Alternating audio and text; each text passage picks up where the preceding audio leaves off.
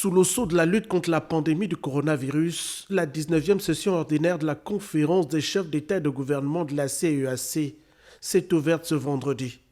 Une session virtuelle portée sur la situation politique et sécuritaire de l'Afrique centrale et la mise en œuvre du processus d'intégration régionale. Mesdames, Messieurs, la situation politique et sécuritaire de notre région reste toujours marquée par la persistance de la pandémie de la COVID-19 d'une part et les autres menaces sur la sécurité de nos États d'autre part.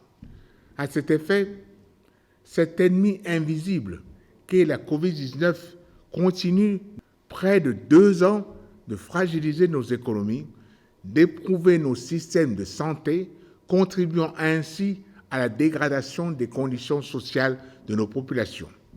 Aussi, seule une réponse globale et intégrée en relation avec nos partenaires bilatéraux et multilatéraux nous permettre de lutter contre ce fléau.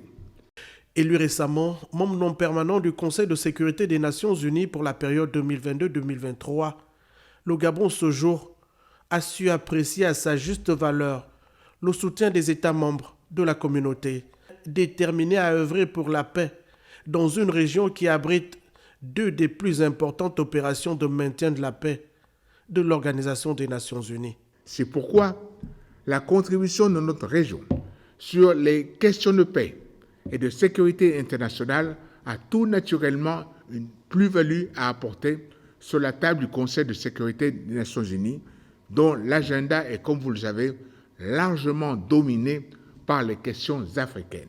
Au-delà du défi sécuritaire, la CEAC doit également faire face aux défis du développement et de la réforme institutionnelle. Un processus bien engagé dans l'intérêt des populations, en dépit du contexte actuel de crise sanitaire et financière liée à la pandémie de Covid-19.